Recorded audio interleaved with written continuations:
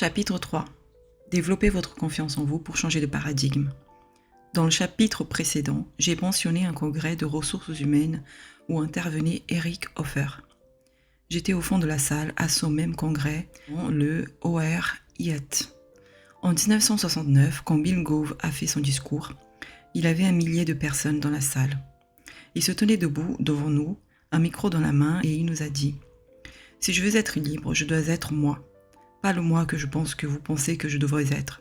Pas le moi que je pense que ma femme pense que je devrais être. Pas le moi que je pense que mes enfants pensent que je devrais être.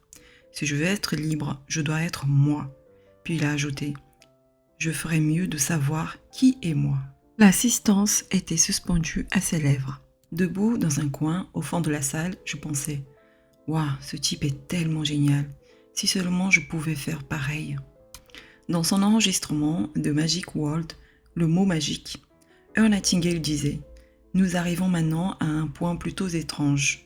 Nous avons tendance à minimiser les choses que nous pouvons faire et les buts que nous pouvons accomplir. Pour une raison aussi étrange, nous pensons que d'autres gens peuvent accomplir des choses que nous ne pouvons pas. » Il ajoutait « Je veux que vous compreniez que ce n'est pas vrai, que vous avez une réserve profonde de talent et d'aptitude en vous. » Si à ce congrès de 1969, vous m'aviez demandé « Comprenez-vous ce qu'Earl disait ?»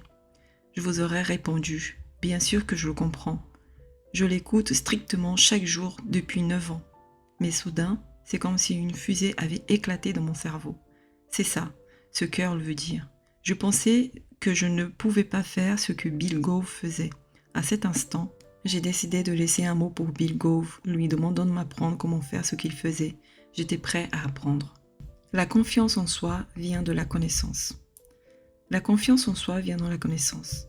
Quand les gens disent qu'ils n'ont aucune confiance en eux, ce n'est pas complètement vrai.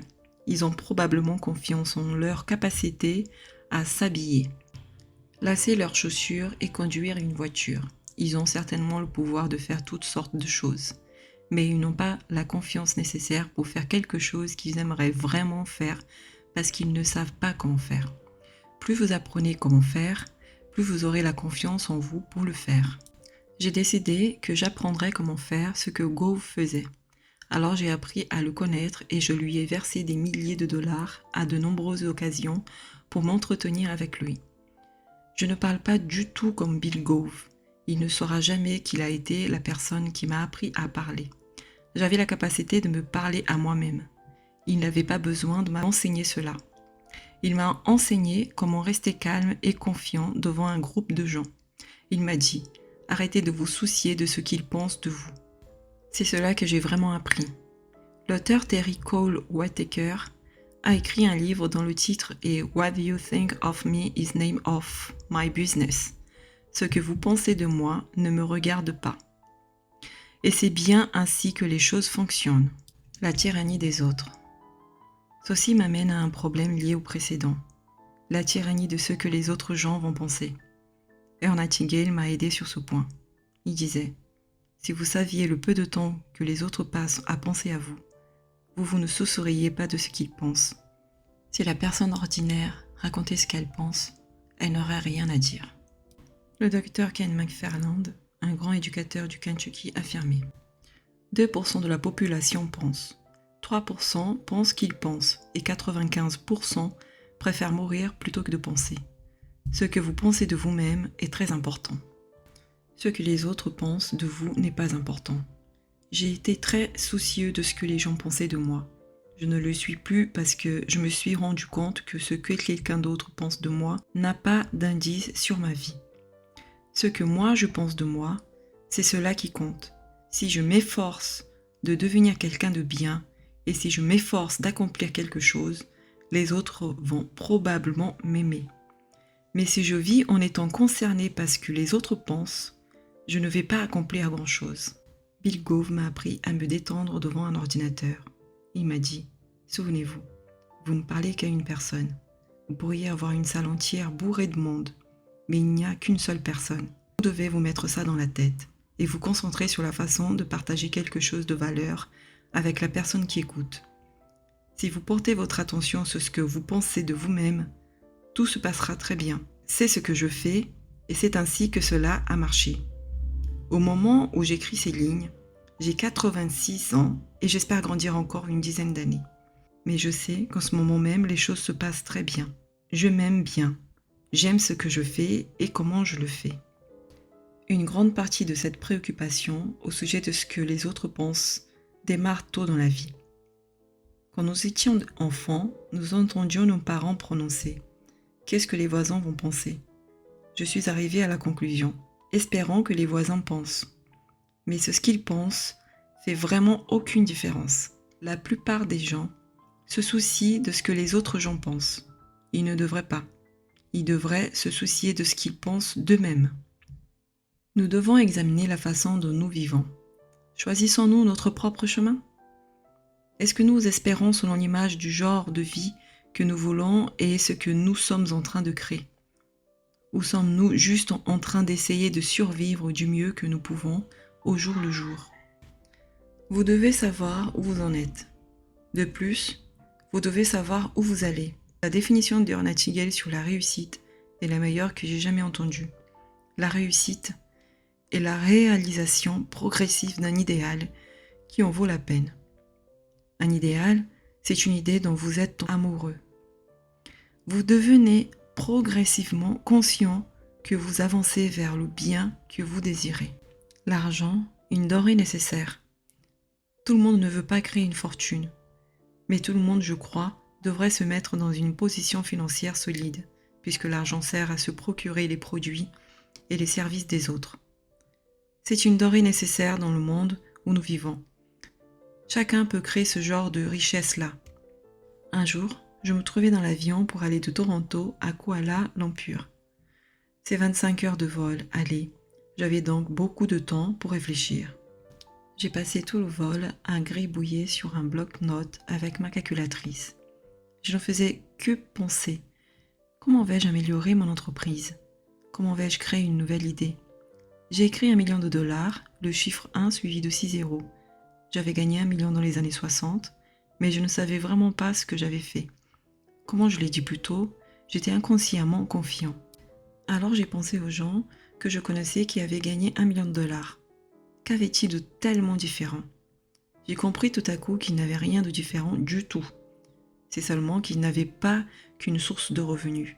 Si vous avez un travail, vous avez une source de revenus. Il m'importe peu que vous soyez bon dans votre métier, ni combien vous gagnez de l'heure. Vous n'avez toujours qu'une seule source de revenus. Les riches ont plusieurs sources de revenus. Historiquement, même si vous remontez aux anciens Babyloniens, les riches avaient tous de multiples sources de revenus. Alors une idée m'est venue. Je ferai un séminaire pour enseigner aux gens comment gagner 1 million en créant des multiples sources de revenus. Nous avons très bien fait cela, en enseignant comment n'importe qui pouvait s'enrichir en créant des multiples sources de revenus. Vous n'avez pas une seule source, vous en avez toutes sortes de sources. Je n'ai aucune envie d'être aussi riche que Jeff Bezos. Je n'ai aucune envie d'avoir des millions de dollars. Je suis heureux avec 2 ou 3 millions à la banque et avec mon activité à la création d'activités. Parce que j'aime donner et j'aime faire beaucoup de bien. C'est ainsi que je conçois la richesse. Mais n'importe qui, et je me moque de qui, peut devenir raisonnablement riche. Et c'est plus facile de nos jours que cela n'a jamais été, grâce à Internet.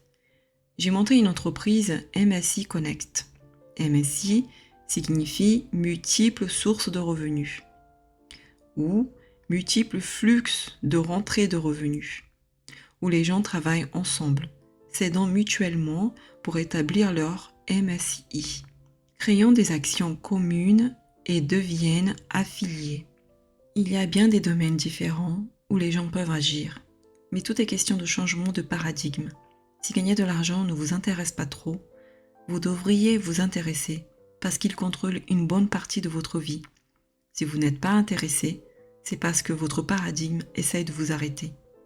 Il se comporte comme un gendarme. Il est là et il ne vous laissera pas passer. Vous devez passer malgré ce gendarme. Vous devez décider que ce paradigme ne va pas vous contrôler plus longtemps. Dites « jamais plus ». J'avance et je vais de l'avant et je ne vais pas m'arrêter.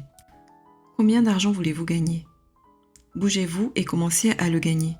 Quand j'ai commencé à lire Réfléchissez et devenez riche, je gagnais 4 000 $ par an et j'avais 6 000 $ de dette.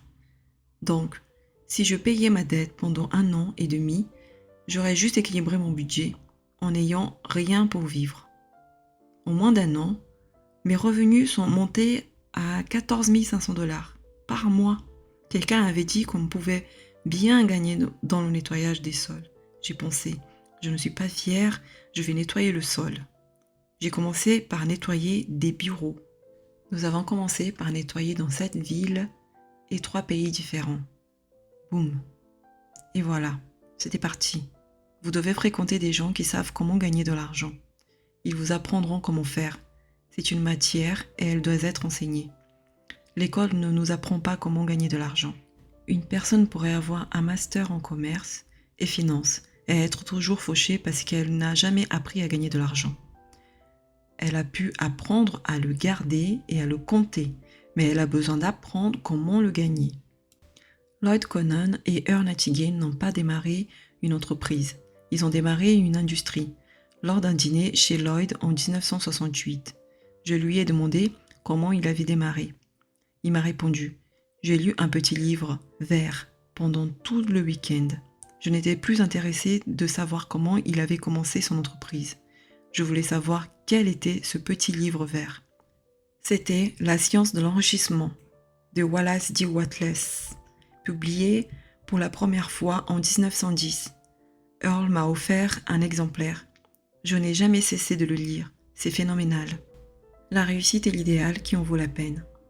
Permettez-moi de revenir sur la définition de la réussite d'Earl Nightingale. La réalisation progressive d'un idéal qui en vaut la peine. Considérons quelqu'un qui a accumulé 5 millions de dollars et avance vers 10 millions de dollars. Une autre personne est un élève à l'école qui obtient une moyenne de C et D, mais travaille pour obtenir une moyenne de A et B. Ils avancent progressivement dans une direction donnée. Bien que leur chemin soit totalement différent, l'un réussit aussi bien que l'autre, car tous les deux avancent vers un objectif prédéterminé.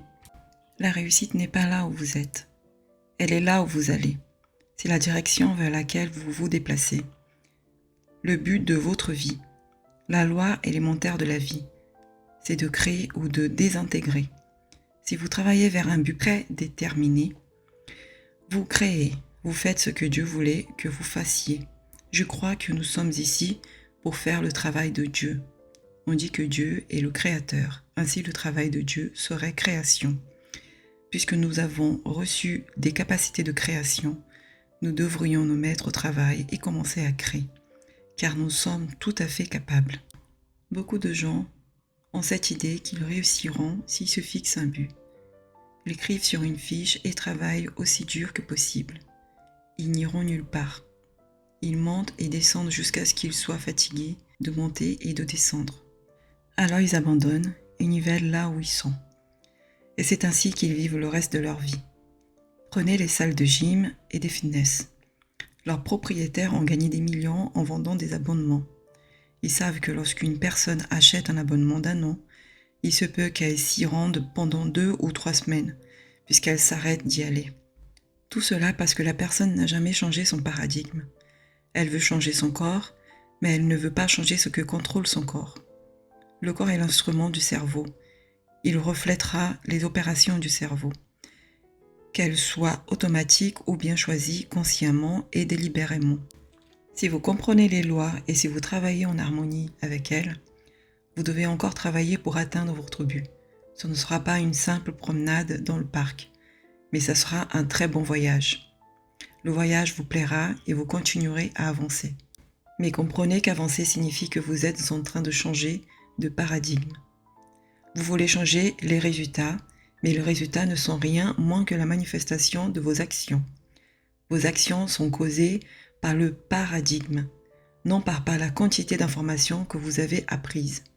Les gens savent comment faire mieux qu'ils ne le font, mais ils n'impliquent pas cette connaissance. Nous devons changer le paradigme si nous voulons atteindre nos buts. C'est une nécessité absolue. Tout individu qui ne possède pas une certaine connaissance du paradigme ne va pas vraiment vivre une vie réussie. Et bizarrement, peu de personnes comprennent la notion du paradigme.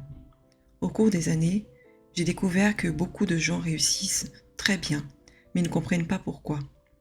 Ils ont construit un très bon paradigme, mais ils n'ont pas la satisfaction de savoir pourquoi ils réussissent.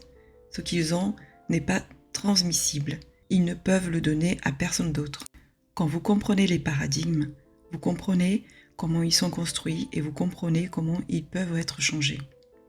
C'est alors que vous êtes au départ de la course, car vous pouvez prendre le contrôle de votre vie. J'ai vu des belles choses arriver dans la vie des gens quand ils comprennent ces principes. Peu importe ce qui s'est produit dans le passé, peu importe l'endroit d'où vous partez. Ce qui compte, c'est là où vous allez.